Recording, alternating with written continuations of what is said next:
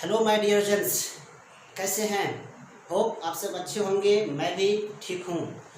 चलिए हम लोग आज भी पीजीबीपी चैप्टर को कंटिन्यू कर रहे हैं। चैप्टर हम लोगों का चल रहा है बच्चे पीजीबीपी।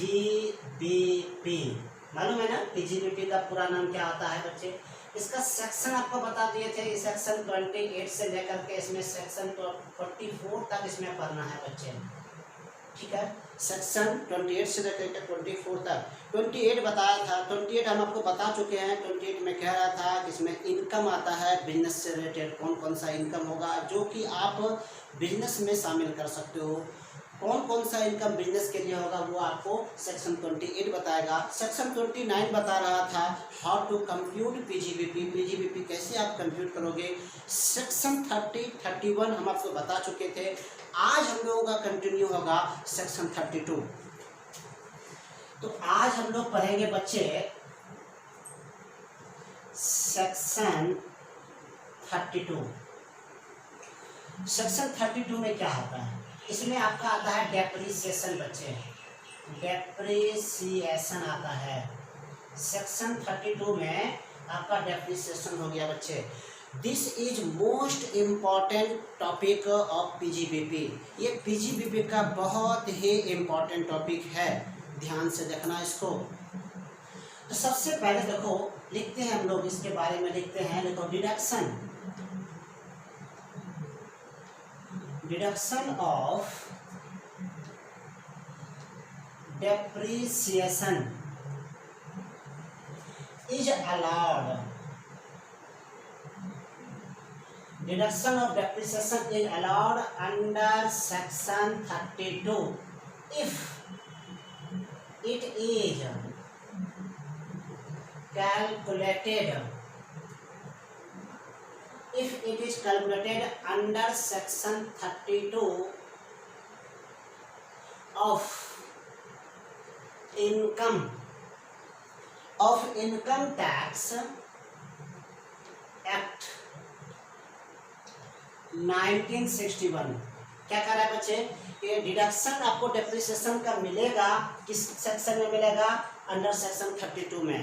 इफ यदि इसको आप इनकम टैक्स एक्ट 1961 के 32 के अकॉर्डिंग कंप्यूट करते हो, कैलकुलेट करते हो तो ठीक है। देखो depreciation, depreciation under income tax, under income tax, depreciation under income tax, under income tax act is different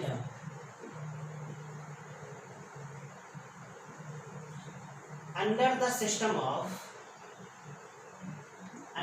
the system of financial act, financial act. ओहो ये चेंज हो गया सर। नहीं, क्या कर रहा है इसमें? कह रहा है क्या? Depreciation under income tax act is different under the system of financial act. Financial act में जिस तरह से आप लोग डेप्रिसिएशन को कंप्यूट करते थे, इनकम टैक्स में डिफरेंट होगा। ठीक है ये बात ना। अब बताइए फाइनेंशियल एक्ट में जो डेप्रिसिएशन आप लोग लगाते थे ना, कैसे लगाते थे? इंडिविजुअली एसेट्स के ऊपर लगाते थे। अगर आपने कोई भी फिक्स्ड एसेट्स को परचेज करते थे तो उस पर आप डेप्रिसिएशन लगाते थे एसएलएम मेथड से या डब्ल्यूडीवी मेथड से। डेप्रिसिएशन फाइनेंशियल अकाउंट में जो आप करते थे ना, इनकम टैक्स में वो चेंज रहेगा। इनकम टैक्स में वो डेप्रिसिएशन से मतलब नहीं रहेगा, फाइनेंशियल एक्ट से चेंज रहेगा। ठीक है, तो चलिए बच्चे हम लोग देखते हैं रूल। आपको लॉ ने कुछ रूल बता रखा है। रूल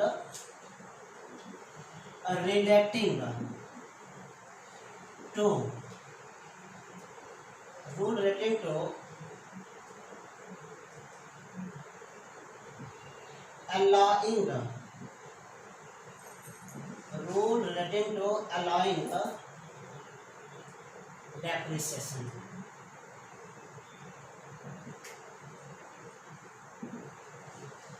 डेप्रिसिएशन अलाउ के लिए कुछ रूल बता रखा है बच्चे, rule relating to allowing depreciation. ठीक है, क्या क्या रूल है इसके रिगार्डिंग में, तो देखो सबसे पहले कहने का मतलब ये हो गया, रूल रिलेटिंग टू, आप डेप्रिसिएशन का डिडक्शन तभी ले सकते हैं जो कुछ रूल आपको बता रखा है। अब वो देखिए, सबसे पहला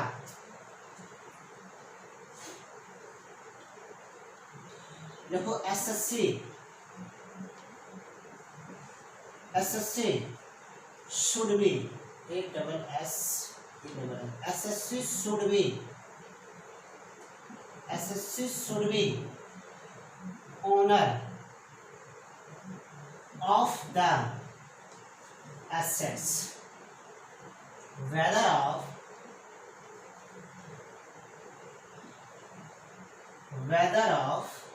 fully or partially,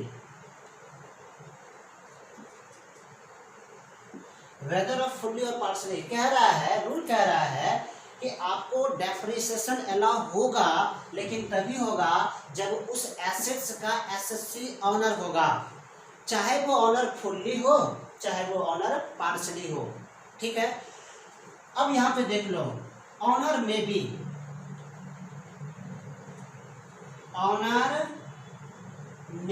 ऑनर हो सकता है बच्चे, दो तरह का ऑनर हो सकता है, एक रजिस्टर्ड ऑनर हो सकता है, एक रजिस्टर्ड ऑनर हो सकता है। ठीक है बच्चे, और दूसरा बेनिफिशियल ऑनर हो सकता है। एक तो का रजिस्टर्ड ऑनर हो सकता है, या फिर क्या हो सकता है बच्चे, बेनिफिशियल ऑनर हो सकता है। हाँ या ना, दो तरह का ऑनर हो सकता है। ऑनर चाहे आप रजिस्टर्ड हो चाहे आप बेनिफिशियल ऑनर हो, डेप्रिसिएशन आपको अलाउ होगा।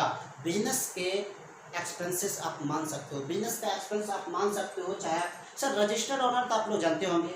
रजिस्टर्ड ऑनर के बारे में क्या होता है, जिसके नाम से जो एसेट्स है ना, एसेट्स जिस एसएससी के नाम से रजिस्टर्ड है वो रजिस्टर्ड ऑनर हो गया। अब बेनिफिशियल का मतलब रजिस्टर्ड ऑनर कोई और है और उसका बेनिफिट कोई और उठा रहा है। फॉर एग्जांपल, मेरे फादर के नाम से रजिस्टर्ड कार है, ठीक है, अब कार का रजिस्टर्ड जो है, रजिस्टर्ड ऑनर मेरे फादर है, लेकिन हम उस कार का यूज अपने बिजनेस के लिए करते हैं।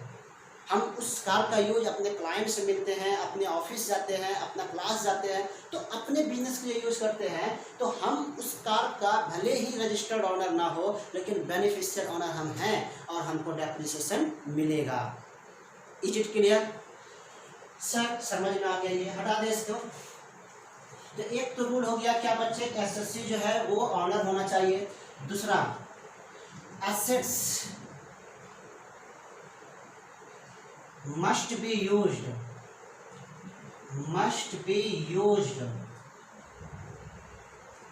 in previous year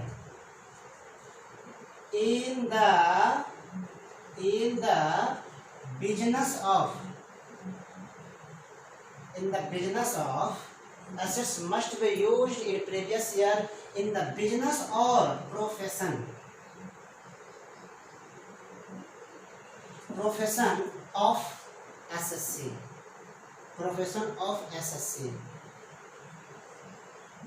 क्या है कि एसेट्स प्रीवियस ईयर में यूज हुआ हो, किसके, एसएससी के बिजनेस या प्रोफेशन। एसेट्स जो है एसएससी के बिजनेस या प्रोफेशन में प्रीवियस ईयर में यूज हुआ हो तो ही आपको डेप्रिसिएशन अलाउ होगा, आपको डेप्रिसिएशन माइनस कर सकते हो। ये भी क्लियर हो गया ना? तो इसको हटा दे बच्चे,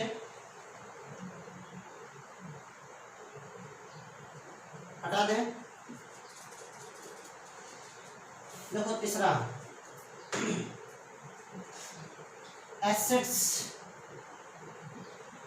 ऑन विच,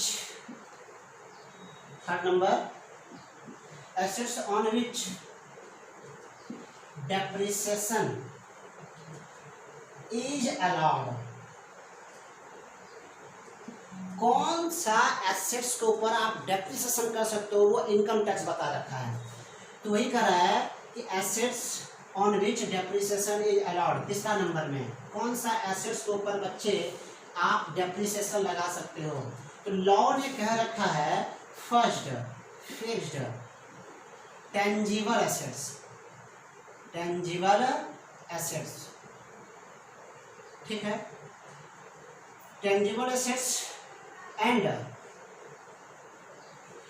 सेकेंड का रखा ऑल इंटेंजिबल एसेट्स, और इंटेंजिबल एसेट्स के ऊपर आप डेप्रिसिएशन लगा सकते हो बच्चे।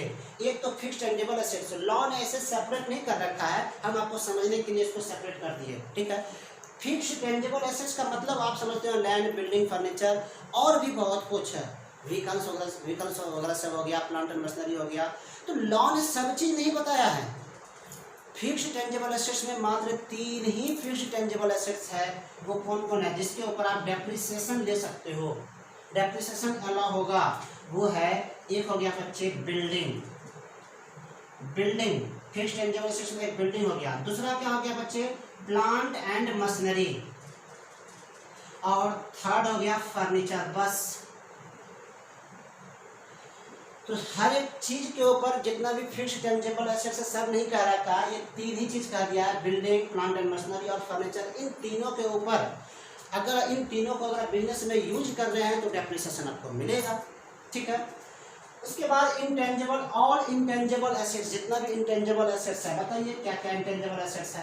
तो सर गुडविल होगा, होगा नहीं, और क्या होगा, पैटेंट होगा, नो हाउ हो जाएगा,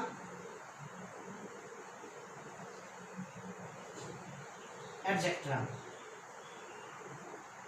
तो ये सब आपका जो है, ये सब आपका क्या हो गया बच्चे। तो क्वेश्चन में कह रहा है कि assets on which depreciation is allowed, कौन सी एसेट्स के ऊपर डेप्रिसिएशन अलाउ होगा बिजनेस में मैनेज करने के लिए। तो वो कह रहा है फिक्स्ड टेंजिबल एसेट्स में ये, और ऑल इंटेंजिबल एसेट्स, इसीलिए हम यहाँ पे एटसेट्रा लिख दिए है। बोलिए यहाँ तक में किसी को कोई दिक्कत है, हटा दे इसे भी। अब देखो बच्चे, ये जो बिल्डिंग लिखे है ना हम आपको, देखो नोट में लिख लो, नीचे आप लोग नोट में लिखो, बिल्डिंग डज नॉट इंक्लूड। देखो लॉ ने कितना साफ साफ कह दिया है बच्चे, building does not includes land as land is not depreciable assets, depreciable assets। देख लो लॉ ने साफ साफ कह रखा है कि बिल्डिंग, आपने जो बिल्डिंग बना रखा है वो बिल्डिंग पे डेप्रिसिएशन मिलेगा। बिल्डिंग में लैंड इंक्लूड नहीं है, क्योंकि लैंड डेप्रिसिएबल नहीं, एप्रिसिएबल एसेट्स है। लैंड का वैल्यू तो बढ़ते रहता है, उसका वैल्यू घटता थोड़े है। जब वैल्यू घटेगा नहीं तो डेप्रिसिएशन क्या, समझ में आ गया ना। तो यहाँ तो क्लियर है, लॉ ने भी जो आपको समझ में आ रहा है, आपको भी समझ में आ रहा है कि हाँ डेप्रिसिएशन लैंड के ऊपर नहीं होता है। तो लॉ ने भी कह रखा है कि डेप्रिसिएशन लैंड के ऊपर नहीं होगा, ठीक है। अच्छा, तब सर बिल्डिंग का क्या मतलब होता है, सुपर स्ट्रक्चर। लैंड के ऊपर जो सुपर स्ट्रक्चर बना हुआ होता है वो आपका बिल्डिंग है। कोई भी पार्ट बिल्डिंग होगा, जो सुपर स्ट्रक्चर होगा वो बिल्डिंग ही होगा, ठीक है। लॉ ने ये भी आपको साफ साफ कह दिया है बच्चे। तो आप ये समझ में आ गया। अब हम लोग देखेंगे कंप्यूटेशन, हम लोग देखेंगे बच्चे कंप्यूटेशन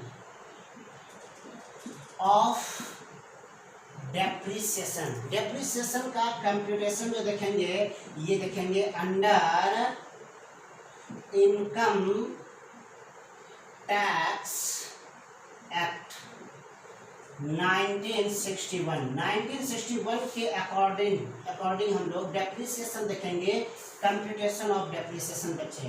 तो डेप्रिसिएशन 3 तरह से कंप्यूट किया गया है बच्चे। डेप्रिसिएशन को 3 तरह से आपको कंप्यूट किया गया है, आपको समझने के लिए हम लिख रहे हैं।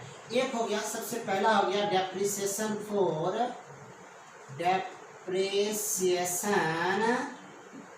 For block of assets, block of assets. Sir ये ब्लॉक ऑफ एसेट्स क्या होता है बता रहे हैं, आगे बता रहे हैं, टेंशन मत लो। दूसरा आपका हो गया बच्चे एडिशनल डेप्रिसिएशन। एडिशनल डेप्रिसिएशन नाम से मतलब होता है एडिशनल डेप्रिसिएशन, नॉर्मल डेप्रिसिएशन जितना होगा उससे एक्स्ट्रा आपको मिलने वाला डेप्रिसिएशन है। नॉर्मल डेप्रिसिएशन से एक्स्ट्रा मिलेगा, नहीं हो गया, नॉर्मल डेप्रिसिएशन से एक्स्ट्रा जो मिलेगा वो एडिशनल हो गया। जी सर। थर्ड नंबर में क्या सीखेंगे बच्चे, assets wise depreciation, depreciation for assets wise,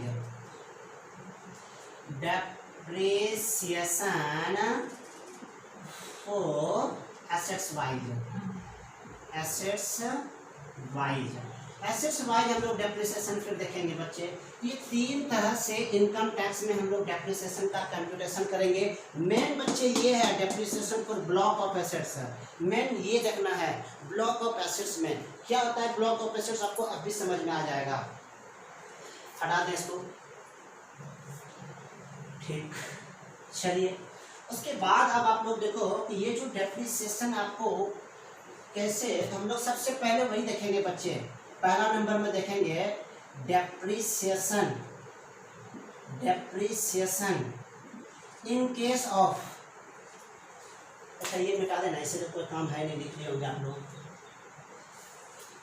ऊपर से लिख रहे हैं। देखो सबसे पहला हम लोग देख रहे हैं बच्चे depreciation, depreciation in case of block of assets, block of assets, block of assets under section 32। पहला देख रहे हैं बच्चे हम लोग अंडर सेक्शन 32। अंडर सेक्शन 32 में ब्लॉक ऑफ एसेट्स से डेप्रिसिएशन कैसे निकालते हैं, तो ये देखिए ये क्या कहता है बच्चे।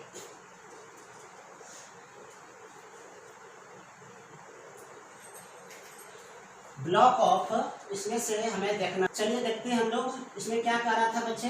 तो कह रहा है सबसे पहले देखो, कह रहा है depreciation is allowed, depreciation is allowed on, depreciation allowed on WDV, WDV of block of assets as per the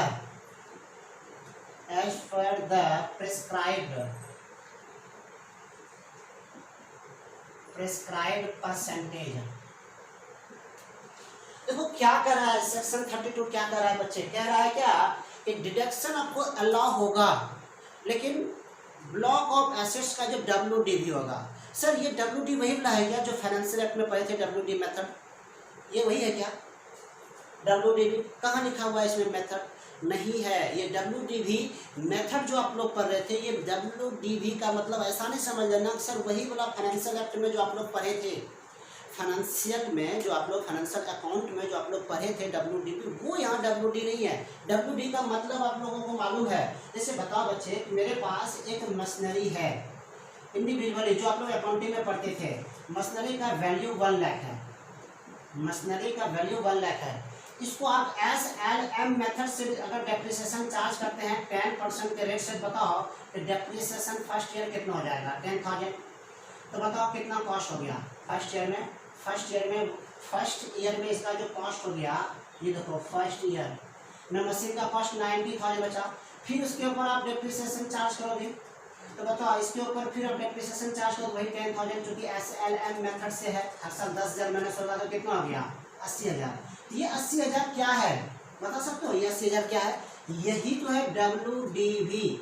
तो कहाँ मेथड, हमने तो मेथड क्या लगाया, SLM मेथड लगाया, लेकिन ये जो वैल्यू है ये क्या है, WDV वैल्यू है, मेथड नहीं है, ये वैल्यू है। ठीक है, ये बात समझ में आ गया।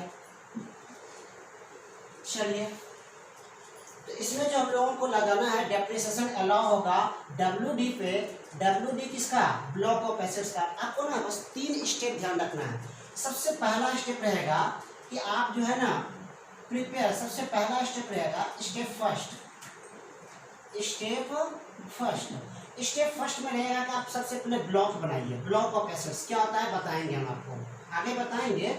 सबसे पहले ये बनाइए block of assets. At first you make block of assets, पहला स्टेप रहेगा। सेकेंड स्टेप क्या रहेगा बच्चे,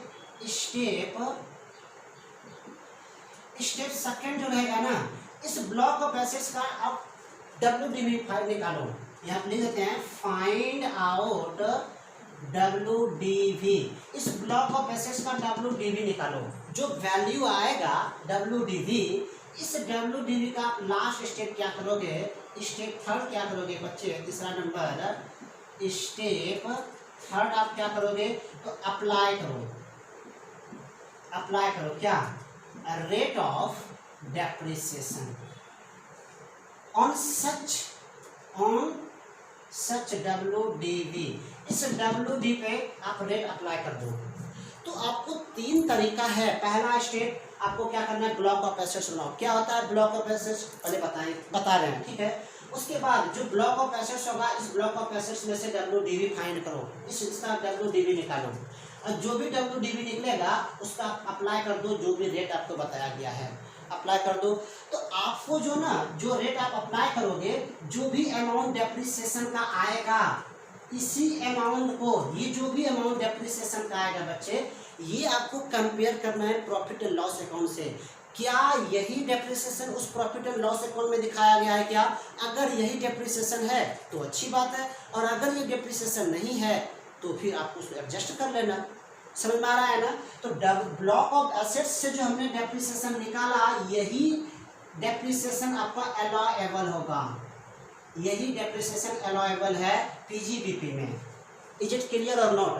तो हम आपको सबसे, देखो ये ब्लॉक ऑफ एसेट्स कैसे बनाया जाता है और WDV कैसे वैल्यू निकाला जाएगा, ये दोनों बताने से पहले हम आपको बताएंगे रेट ऑफ डेप्रिसिएशन।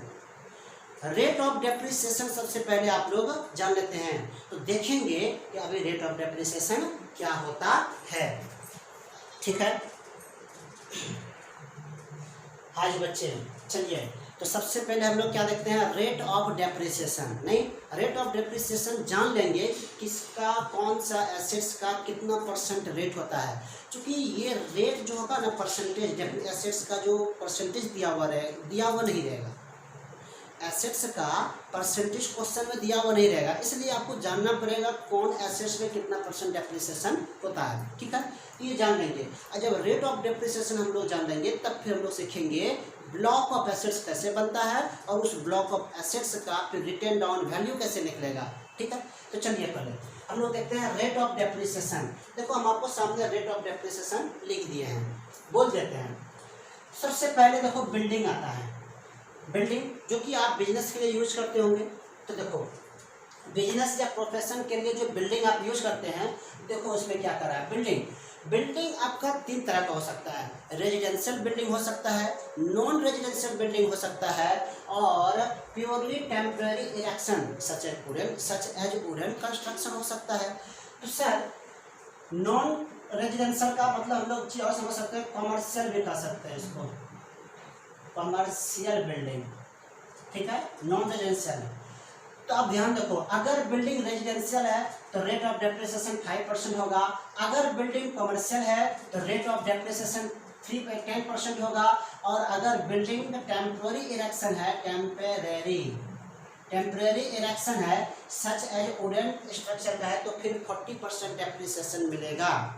सर ये क्या होता है, आप ये कह रहे हैं रेजिडेंशियल बिल्डिंग, फिर आप कह दिए थे पहले ही कि उसी बिल्डिंग का डेप्रिसिएशन मिलेगा जो बिजनेस पर्पस के लिए यूज होता है। तो हाँ, हम अभी भी कह रहे हैं कि उसी बिल्डिंग का डेप्रिसिएशन मिलेगा जो बिजनेस पर्पस के लिए यूज होता है। हम ये नहीं कहे थे कि रेजिडेंस, हम ये कह रहे थे चाहे बिल्डिंग कोई भी रहे, यूज बिजनेस पर्पस के लिए हो, चाहे वो रेजिडेंशियल बिल्डिंग हो या कमर्शियल बिल्डिंग हो। आपको हम बता रहे हैं, जैसे मेरा बिल्डिंग जो है ये रेजिडेंशियल एरिया में है, और यहाँ पर एक रूम हम यूज कर रहे हैं ऑफिस के रूप में। रेजिडेंशियल बिल्डिंग है, लेकिन हम यहाँ इंस्टीट्यूट के लिए ऑफिस बना कर रखे हैं। मेरे से क्लाइंट आता है, स्टूडेंट आता है, मेरे से बात करता है, मतलब एक ऑफिस बना कर रखे हैं। तो आप ये बताओ कि हम जो रूम यूज कर रहे हैं किस पर्पस के लिए यूज कर रहे हैं? बिजनेस पर, प्रोफेशन पर्पस के लिए यूज कर रहे हैं, करेक्ट नहीं?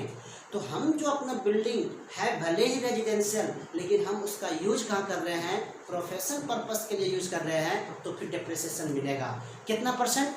5%। क्लियर हो गया? ये अगर कमर्शियल बिल्डिंग है तो 10%। सर ये कौन बताएगा कि बिल्डिंग रेजिडेंशियल है, बिल्डिंग कमर्शियल है?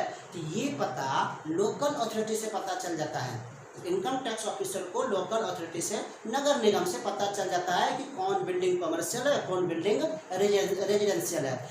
समझ में आया कि बिल्डिंग चाहे रेजिडेंशियल हो, रेजिडेंशियल कहने का मतलब उस रेजिडेंशियल बिल्डिंग को आप बिजनेस पर्पस के लिए यूज करते हो तो फिर उसमें 5% डेप्रिसिएशन होगा। नॉन रेजिडेंशियल है मीन्स कमर्शियल है तो 10% डेप्रिसिएशन होगा। Purely temporary erection such as wooden construction होगा अगर, तो उसके ऊपर 40% डेप्रिसिएशन होगा। सर ये क्या होता है? जैसे आप लोग देखना फिल्म सब देखते होंगे आप लोग ना, जो देखते हो बहुत बड़ा बड़ा बिल्डिंग है, बड़ा बड़ा बिल्डिंग बना हुआ और बम से ब्लास्ट हो जाता है, बूम करता है कि नहीं? तो क्या लगता है कि वो ओरिजिनल बिल्डिंग उड़ा देता होगा? नहीं, वो तो बनता है मड से, मड कीचड़ से, या तो फिर ये क्या कहते हैं वुडन से बनता है, लकड़ी सब से बनता है, नहीं? तो ऐसे बिल्डिंग जो है अगर, या नहीं तो आप अपने घर के ऊपर भी टेम्प्रोरी बिल्डिंग, टेम्प्रोरी जो है ना रूम बना दिए हैं, तो उनके ऊपर डेप्रिसिएशन जो मिलेगा आपको कितना परसेंट? 40%। क्लियर हो गया ये बात ना? तो बिल्डिंग आपको समझ में आ गया। बिल्डिंग का जो ये रेट आपको याद रखना है। बिल्डिंग का 3 ग्रुप है, एक 5% है, एक 10% है और एक 40% है। क्लियर हो गया?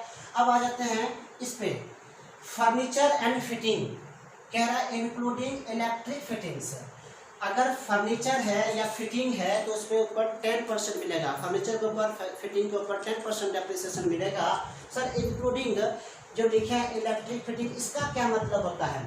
आप देखना मॉल सब गए होंगे, अब मॉल सब में देखना कि आपको जगह जगह पे वो साउंड बॉक्स मिलता है कि नहीं? साउंड बॉक्स सब मिलता है जगह जगह पे। अगर कुछ अनाउंस करना आता है कैश काउंटर पर से, या अगर डिस्काउंट देना होता है तो देखना अनाउंस करता है ना अनाउंस। तो वो क्या किया है कि फर्नीचर के साथ इलेक्ट्रिक को फिटिंग कर दिया है। तो वो जो इलेक्ट्रिक को फिटिंग कर रहा है वो इलेक्ट्रिक भी जो डेप्रिसिएशन होगा उसके ऊपर कितना परसेंट डेप्रिसिएशन होगा बच्चे? 10% ही डेप्रिसिएशन होगा। तो ये समझ में आ गया फर्नीचर एंड फिटिंग पे कितना परसेंट डेप्रिसिएशन? 10%। क्लियर हो गया? ये दोनों याद हो गया। बिल्डिंग का 3 ग्रुप है, फर्नीचर का एक ही ग्रुप था, एक ही है, फर्नीचर एक ही है, रेट कितना? 10% है। उसके बाद 3rd नंबर आता है plant and machinery. Plant and machinery का जो जनरल रेट है डेप्रिसिएशन का वो 15% है, 15% है, ठीक है, जनरल रेट है। लेकिन कह रहा है लॉ ने कहा है क्या प्लांट एंड मशीनरी में इंक्लूड है। देखो यहाँ लिखे हैं प्लांट इंक्लूड्स है। प्लांट में क्या क्या शामिल कर दिया लॉ ने, साफ साफ फिर कर दिया है क्या? एक तो शिप्स है, नहीं, दूसरा क्या है? व्हीकल्स है, गाड़ी घोड़ा जिसको कहते हो। बुक, अरे बुक भी प्लांट एंड मशीनरी होता है। लॉ ने कह दिया है बुक, क्या करोगे? चलो बुक ही प्लांट एंड क्या है? मशीनरी में शामिल किया है। साइंटिफिक इंस्ट्रूमेंट, साइंटिफिक इंस्ट्रूमेंट भी आपका प्लांट एंड मशीनरी में शामिल आएगा। उसके बाद सर्जिकल इक्विपमेंट, सर्जिकल इक्विपमेंट भी आपका किसमें शामिल आ गया बच्चे? प्लांट एंड मशीनरी में। लेकिन हाँ ये सब आपका प्लांट एंड मशीनरी यूज होना चाहिए किसके लिए? फॉर द बिजनेस और प्रोफेशन के लिए। देखो साथ में लॉ ने साफ साफ फिर एक्सेप्शन कर दिया, बट नॉट इंक्लूड। अब प्लांट एंड मशीनरी इंक्लूड नहीं होगा। क्या इंक्लूड नहीं होगा? तो कह रहा है T bushes and live stock. T bushes भी शामिल नहीं होगा। वो चाय की जो झाड़ियाँ होता है, यहाँ देखना आसाम सब में वो चाय की जो झाड़ियाँ होता है ना, वो एसेट्स की तरह ट्रीट करता है वो लोग, ठीक है। तो लॉ ने कहा कि वो जो चाय की झाड़ियाँ टी बुशेस है उसके ऊपर डेप्रिसिएशन वो जो है प्लांट एंड मशीनरी में इंक्लूड ही नहीं होगा। अच्छा लाइव स्टॉक के ऊपर भी इंक्लूड, लाइव स्टॉक भी प्लांट एंड मशीनरी में इंक्लूड नहीं है। लाइव स्टॉक एनिमल जिसको कर सकते हो, एनिमल सब सर्कस में देखना आप लोग एनिमल को एसेट्स की तरह यूज करता है।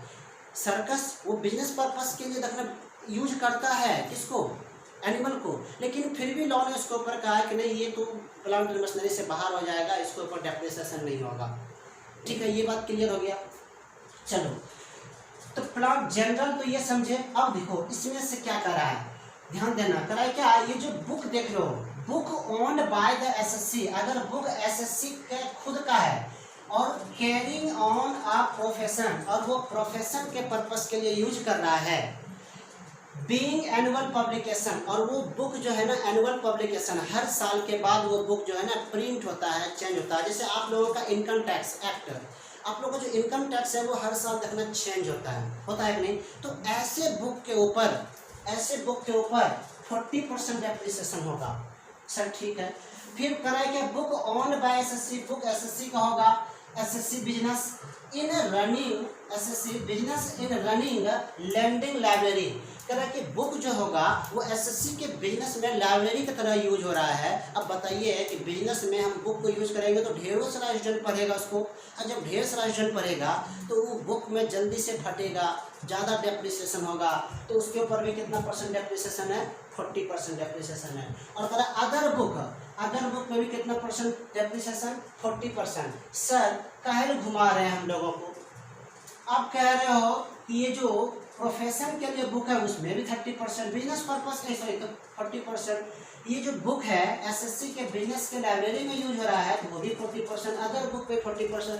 तो सीधा कह दीजिए सर कि बुक पे कितना परसेंट डेप्रिसिएशन होगा, सीधा कह दीजिए ना कि बुक अगर होगा तो 40% याद कर लो। हाँ आप याद कर सकते हो, आप बुक पे डेप्रिसिएशन कितना याद करोगे, 40%। लेकिन आपको थोड़ा सा नॉलेज के लिए हम आपको इसलिए बता रहे हैं कि ध्यान देना कि पहले ये तो अब ने चेंज कर दिया, अब इनकम टैक्स ने रेट ऑफ डेप्रिसिएशन के ऊपर कैप लगा दिया, ठीक ना। वो कैप कहने का मतलब 40% से ज़्यादा डेप्रिसिएशन हो ही नहीं सकता है। देखो पहले जो ये देख रहे हो एसएससी के प्रोफेशन के लिए यूज हो रहा था पहले, अभी तो सिर्फ नॉलेज के लिए बता रहे हैं, अभी तो आपको 40% याद रखना है। पहले क्या था, ये जो प्रोफेशन के पर्पस के लिए यूज कर रहा था ना, इस पे 100% डेप्रिसिएशन होता था। ये जो लाइब्रेरी था इसमें भी 100% डेप्रिसिएशन था, और ये जो अदर बुक है इसमें 60% डेप्रिसिएशन था, पहले था ये। लेकिन आपको क्या बोले कि इनकम टैक्स ने एक कैप लगा दिया और कहा कि अब 40% से ज़्यादा डेप्रिसिएशन हो ही नहीं सकता है। समझ में आ गया ना। इसका मतलब देखो जो पहले 100% था उसका 40%, दूसरा वाला भी जो बुक है उसके भी 100%, लेकिन उस पर 40% डेप्रिसिएशन अलाउ होगा बिजनेस में। थर्ड वाला जो अदर बुक था वो 60% डेप्रिसिएशन था पहले, लेकिन अब 40% ही मिलेगा। तो सीधी बात याद रखो ना कि बुक के ऊपर जो डेप्रिसिएशन होगा वो सिर्फ कितना परसेंट होगा बच्चे, सर 40%। बुक के ऊपर ऐसे भी याद रख सकते हो, कोई दिक्कत नहीं। हमको आपको सिर्फ नॉलेज देना था, आपको नॉलेज दे दिए, बुक के बारे में क्लियर हो गया ये तीनों। उसके बाद आप देखो मेन इतना सही है, आपको बाकी सब आप लोग याद भी रख सकते हो। देखो यहाँ पर, अच्छा इसको भी देख लो, कार के बारे में, कार भी मेन है। Car use in the business of running them on hire. आपने अगर कार बिजनेस में रनिंग हायर के पर्पस के लिए कर रहे हो, एज अ टैक्सी के रूप में अगर कार यूज करते हो तो फिर उसके ऊपर डेप्रिसिएशन 30% मिलेगा बच्चे। कितना परसेंट, 30। क्योंकि टैक्सी वाला जो कार होता है ना वो ज़्यादा चलता है, जब ज़्यादा चलेगा तो डेप्रिसिएशन भी ज़्यादा होगा। तो उस जब डेप्रिसिएशन ज़्यादा होगा तो लॉ ने भी माना कि हाँ टैक्सी वाला जो कार होगा बिजनेस के लिए जो यूज किया जाता है उसके ऊपर 30% डेप्रिसिएशन होगा, ठीक है ये बात। उसके बाद फिर कह रहा है कि अदर कार मतलब जो अपने बिजनेस पर्पस के लिए यूज कर रहे हो उस कार पे फिर 15% डेप्रिसिएशन होगा। जो कार आप बिजनेस पर्पस से टैक्सी के लिए टैक्सी की तरह यूज नहीं कर रहे हैं, बिजनेस के यूज कर रहे हैं, तब तो फिर डेप्रिसिएशन ऑब्वियसली आपका कम होगा, तो इसलिए 15% डेप्रिसिएशन हो जाएगा। तो क्लियर हो गया कि जो कार बिजनेस में टैक्सी की तरह होगा, हायर पर यूज होता है, उस पर 30% और अदर कार कितना हो गया बच्चे, 15% है। बाकी उसके बाद देखो कंप्यूटर इंक्लूडिंग सॉफ्टवेयर, हम बिजनेस में कंप्यूटर यूज करते हैं उसमें, और कंप्यूटर में क्या आता है, सॉफ्टवेयर इंक्लूड होता है। जो कि सॉफ्टवेयर क्या आता है, किसी भी वर्क को प्रॉपरली चलाने के लिए सॉफ्टवेयर यूज किया जाता है बिजनेस में।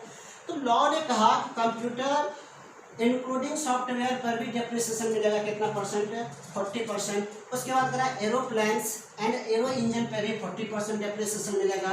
कंटेनर मेड ऑफ ग्लास और प्लास्टिक, कंटेनर जो होता है ना, चाहे वो कंटेनर का जो ग्लास है, चाहे वो प्लास्टिक का चाहे वो ग्लास हो चाहे वो प्लास्टिक का हो, यूज्ड इन रिफिल के पर्पस के लिए बिजनेस में कंटेनर को यूज किया जाता है 40%।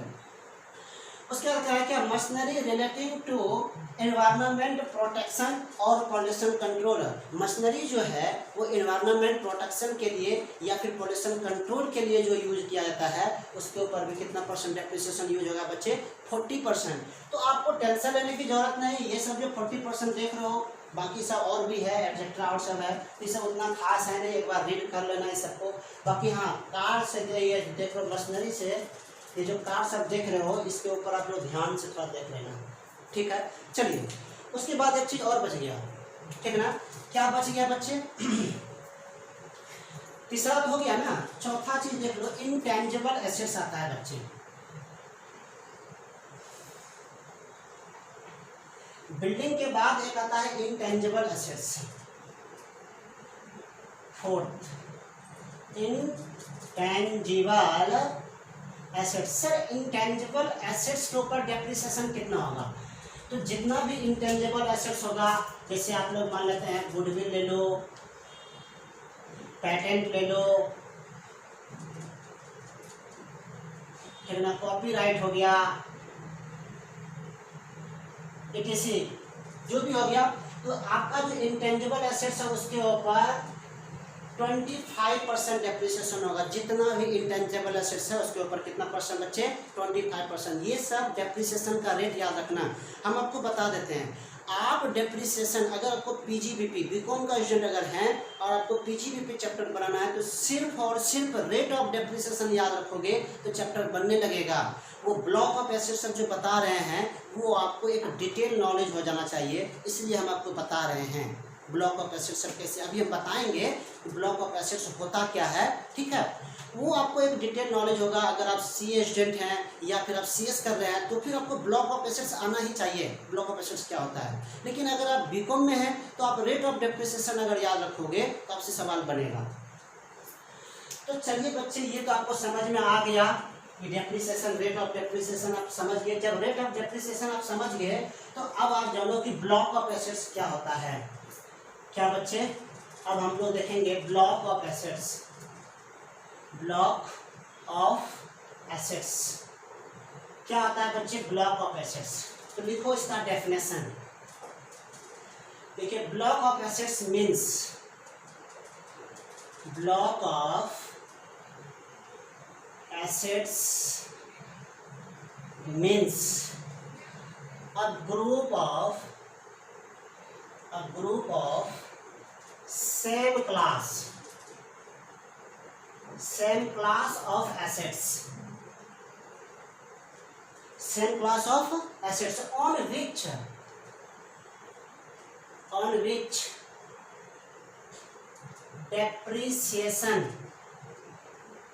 on which depreciation is charged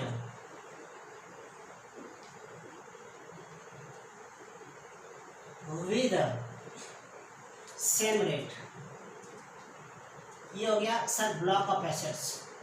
block of assets का क्या मतलब हो गया आपको समझ में अभी आ जाएगा। कह रहा है block of assets means a group of same class of assets. Same class of assets करने का मतलब बिल्डिंग तो बिल्डिंग, प्लांट तो प्लांट, मशीनरी तो मशीनरी, फर्नीचर तो फर्नीचर, यही ना। सेम क्लास एसेट्स करने मतलब बिल्डिंग तो सिर्फ बिल्डिंग ही, एक ब्लॉक बनाएंगे और ब्लॉक में बिल्डिंग है तो सिर्फ बिल्डिंग ही डालेंगे एक ब्लॉक में। ब्लॉक करने का मतलब एक कॉलम बनाएंगे, इसको कैप्चा कर सकते हो, कैप्चा बनाएंगे। उस कैप्चे में, उस कॉलम में हम लोग क्या करेंगे, एक ब्लॉक बना करके सेम तरह का एसेट्स को इंक्लूड कर देंगे, ठीक है। और सेम तरह का एसेट्स इंक्लूड जो करेंगे ना, रेट डेप्रिसिएशन का भी सेम होना चाहिए। सर कैसे? तो पहले आप ये जान लो सर ब्लॉक ऑफ एसेट्स क्यों बनाते हैं। ब्लॉक ऑफ एसेट्स क्यों बनाते हैं? डेप्रिसिएशन पर्पस के लिए। यहाँ पर इंडिविजुअली नहीं निकालेंगे एसेट्स का डेप्रिसिएशन, तो डेप्रिसिएशन पर्पस के लिए हम लोग ब्लॉक ऑफ एसेट्स बनाएंगे। सर कैसे बनाएंगे? तो कुछ एग्जांपल्स हम आपको समझाना चाहें। ब्लॉक ऑफ एसेट्स जैसे आप बताओ, ब्लॉक ऑफ एसेट्स देखो आपको खुद समझ में आ जाएगा। जैसे मान लेते हैं बिल्डिंग ए हो गया, इस पर 5% डेप्रिसिएशन है। फिर बिल्डिंग बी हो गया, इस पर 10% डेप्रिसिएशन है। फिर बिल्डिंग, इस पर भी 10% डेप्रिसिएशन है। मशीनरी एक्स,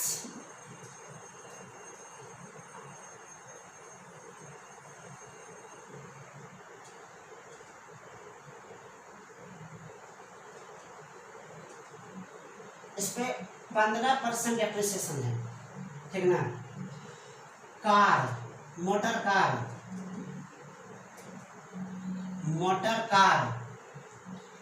इस पर 30% डेप्रिसिएशन है, ठीक है। 30% मोटर कार करने मतलब वो टैक्सी तरह यूज होता होगा, 30% डेप्रिसिएशन है। तो आपको ये बताना है बच्चे कि ये ब्लॉक ऑफ एसेट्स बनाना है आपको, ऐसे डेप्रिसिएशन नहीं, ब्लॉक ऑफ एसेट्स बनाओ। तो ब्लॉक ऑफ एसेट्स कैसे बनाएंगे, तो देखो इसमें कितना ब्लॉक बनेगा मालूम है ना, 1 2 3 4 ब्लॉक बनेगा बच्चे। सर कैसे जाने, तो आप भी जान जाओगे। ये देखो हम सबसे पहले सेम ब्लॉक, देखो ब्लॉक का मतलब क्या है, ब्लॉक का मतलब ही हो गया, ब्लॉक मीन्स ही करेगा कि group of same class of assets, same class assets. इसमें सेम तरह का एसेट्स क्या है, बिल्डिंग सेम है, बिल्डिंग सेम है, बिल्डिंग भले ही सेम है, रेट ऑफ डेप्रिसिएशन क्या तीनों का सेम है, नहीं है ना। तो ये तीन, इस पे 5%, इस पे क्या है 10% है। तो सबसे पहले बच्चे ब्लॉक हम लोग बनाते हैं, ब्लॉक BLOC के ब्लॉक 1 नाम दे देते हैं, ब्लॉक 1 किसका ब्लॉक 1 बना रहे हैं, बिल्डिंग का। अच्छा बिल्डिंग का जो हम लोग ब्लॉक बना रहे हैं कितना परसेंट लेंगे, 10% है।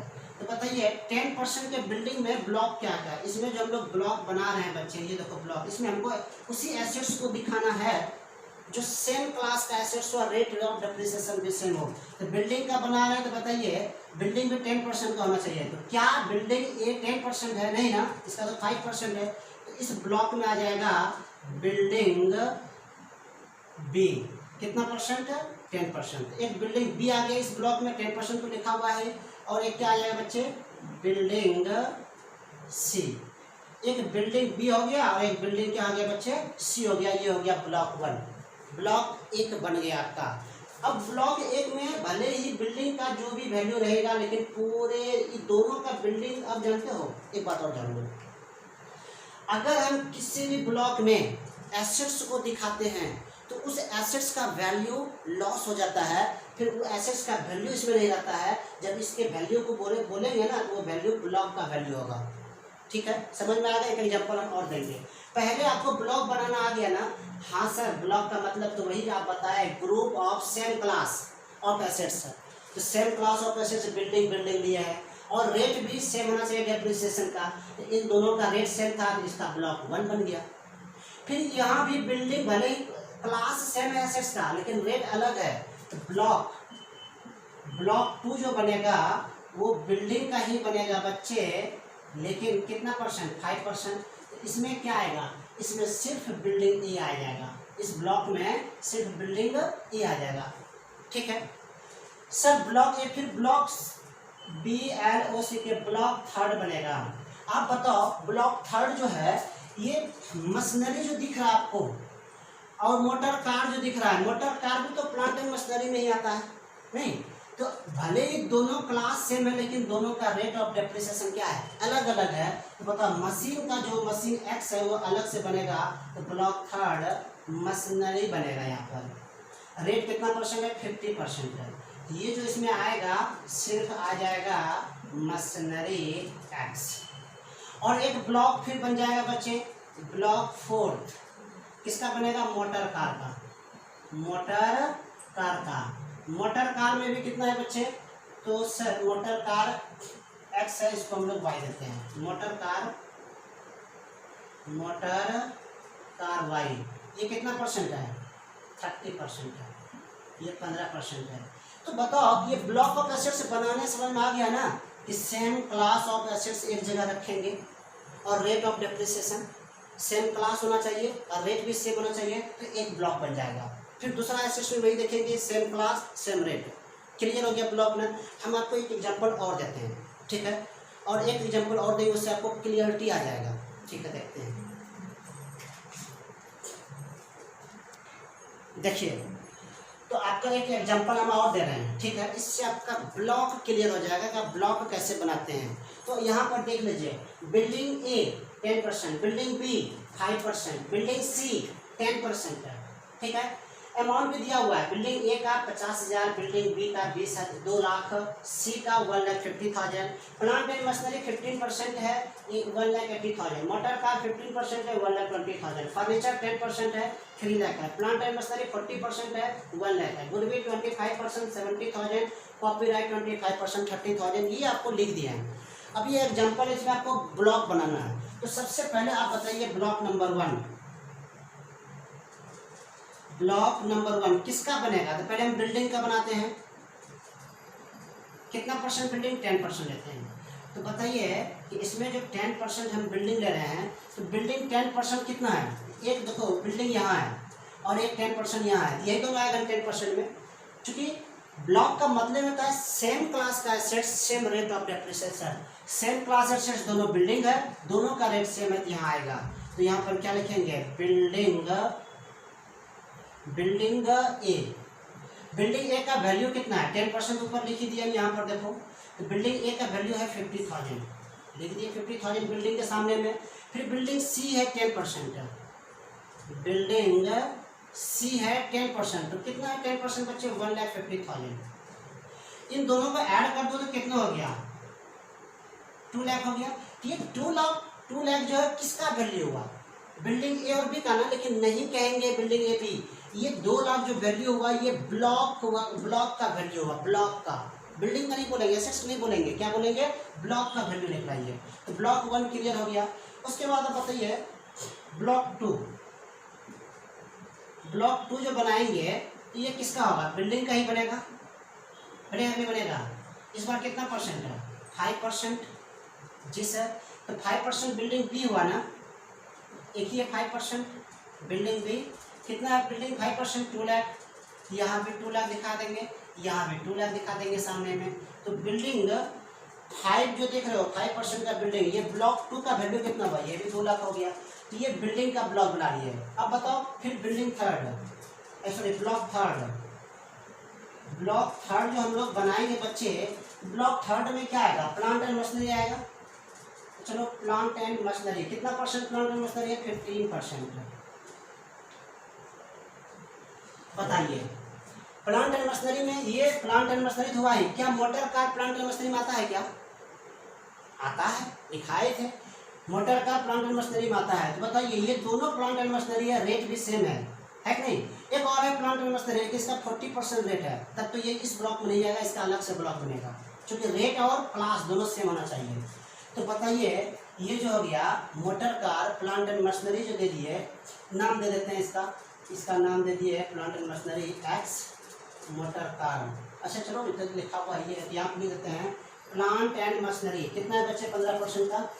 प्लांट एंड मशीनरी 1,80,000, ठीक। और फिर मोटर कार दिया हुआ है, मोटर कार दिया हुआ है, मोटर कार 15% कितना? 1,20,000। तो बताइए 1,80,000 1,20,000 कितना हो गया? 3 लाख हो गया। ये ब्लॉक का वैल्यू हो गया 3 लाख। ये भी आपका ब्लॉक थर्ड बन गया नहीं? फिर एक बनेगा फर्नीचर का अलग से ब्लॉक, BLOC के ब्लॉक 4th बन जाएगा। किसका बच्चे? फर्नीचर का। तो फर्नीचर तो एक ही है, फर्नीचर का कितना परसेंट है? 10%। तो इसमें सिर्फ और सिर्फ फर्नीचर ही आ जाएगा और तो कुछ आएगा नहीं, इसमें सिर्फ और सिर्फ फर्नीचर ही आएगा बच्चे।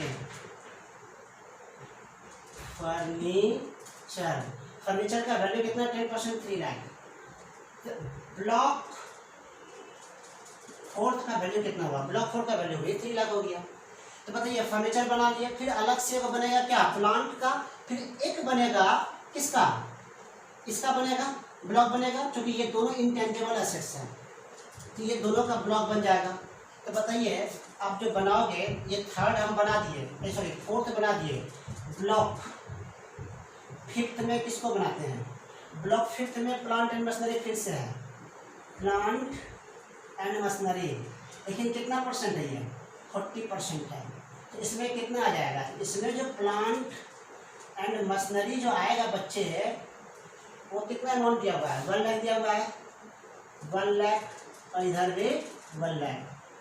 ब्लॉक इस तरह से बना, क्या बन गया? ब्लॉक 5 हो गया। एक लास्ट है ब्लॉक BLOC के, ब्लॉक 6।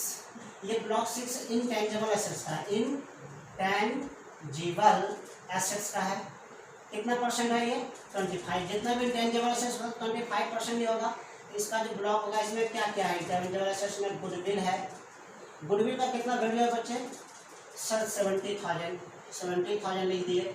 फिर गुडविल के बाद क्या है, कॉपीराइट है, कॉपीराइट है, इसका कितना वैल्यू है 30,000। दोनों को ऐड कर दो सर 1 लाख हो जाएगा। तो 1 लाख किसका वैल्यू निकला, ब्लॉक का। तो इस तरह से आपको ब्लॉक बनाने आ गया होगा। अब नेक्स्ट क्लास में हम लोग देखेंगे इस ब्लॉक से रिटेन डाउन वैल्यू कैसे निकालेंगे और उस रिटेन डाउन वैल्यू का डेप्रिसिएशन कैसे निकालेंगे। मेन तो हमको वही है, डेप्रिसिएशन निकालना। ब्लॉक निकालने सीख गए, इसलिए चलो थैंक यू, टाटा बाय।